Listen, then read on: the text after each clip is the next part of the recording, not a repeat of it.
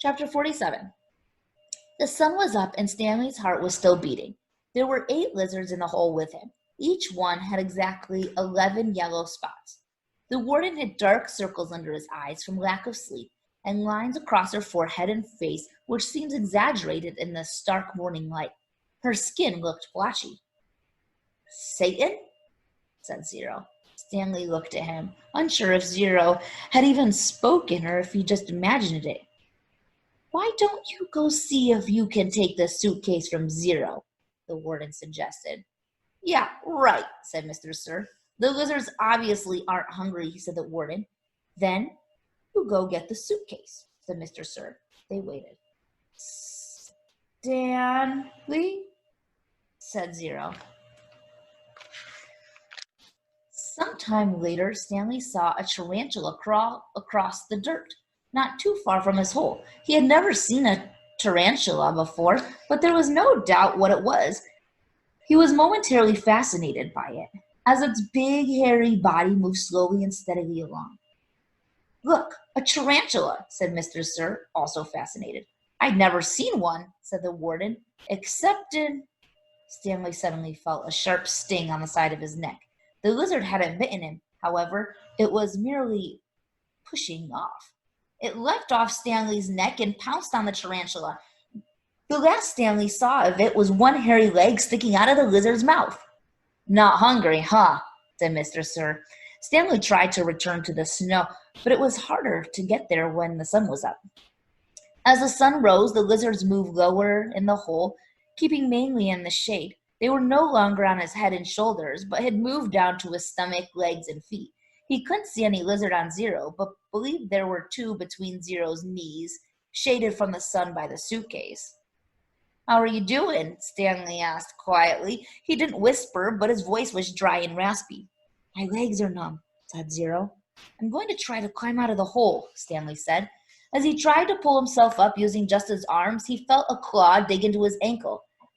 He gently eased himself back down. "Is your last name your first name backward?" Zero asked. Stanley stared at him in amazement. Had he been working on that all night?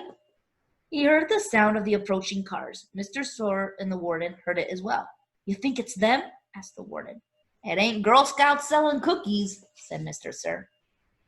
He heard the cars come to a stop, and when the doors opened and shut a little while later, he saw Mr. Pendensky and 2 strangers coming across the lake.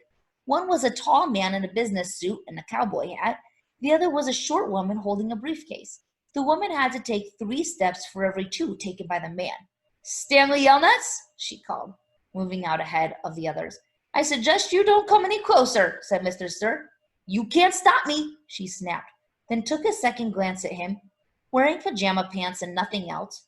"We'll get you out of there, Stanley," she said. "Don't you worry." She appeared to be Hispanic, with straight black hair and dark eyes. She spoke with a little bit of a Mexican accent, thrilling her R's. "What in tarnation?" the tall man exclaimed. As he came up behind her, she turned on him. "I'm telling you right now, if any harm comes to him, we'll be filing charges, not only against Miss Walker at Camp Green Lake, but the entire state of Texas as well. Child abuse, false imprisonment, torture." The man was more than a head taller than she, and was able to look directly over her as he spoke to the warden. "How long have they been in there?" "All night, as you can see by the way we're dressed. They snuck into my cabin while I was asleep and stole my suitcase. I chased after them, and they ran out here and fell into the lizard's nest. I don't know what they're thinking."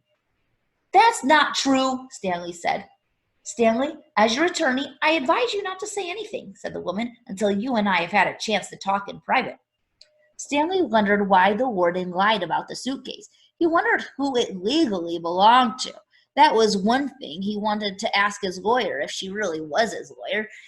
"It's a miracle they're still alive," said the tall man. "Yes, it is," the warden agreed, with just a trace of disappointment in her voice. "And they better come out of this alive," Stanley's lawyer warned. "This wouldn't have happened if you'd released him to me yesterday." "It wouldn't have happened if he wasn't a thief," said the warden. "I told him he would be set free today, and I guess he decided he'd try to take some of my valuables with him. He's been delirious for the last week." Why didn't you release him when she came to you yesterday? The tall man asked. She didn't have proper authorization, said the warden. I had a court order. It was not authorized, the warden said. Authenticated? It was signed by the judge who sentenced him. I needed authentication from the Attorney General, said the warden. How do I know it's legitimate? The boys in my custody have proven themselves dangerous to society. Am I supposed to just turn them loose anytime someone hands me a piece of paper? Yes, said the woman, if it is a court order.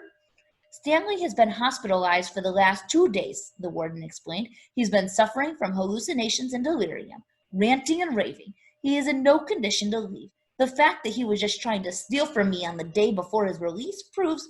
Stanley tried to climb out of his hole, using mostly his arms so not to disturb the lizards too much. As he pulled himself upward, the lizards moved downward, keeping out of the sun's direct rays. He swung his leg up over, and the last of the lizards dropped off. Thank God, exclaimed the warden. She started towards him, then stopped. A lizard crawled out of his pocket and down his leg. Stanley was overcome by a rush of dizziness and almost fell over. He steadied himself, then reached down and took a hold of Zero's arm and helped him slowly to his feet. Zero still held the suitcase. The lizards, which had been hiding under it, scurried quickly into the hole. Stanley and Zero staggered away. The warden rushed to them. She hugged Zero. Thank God you're alive, she said as she tried to take the suitcase from him. He jerked it free. It belongs to Stanley, he said.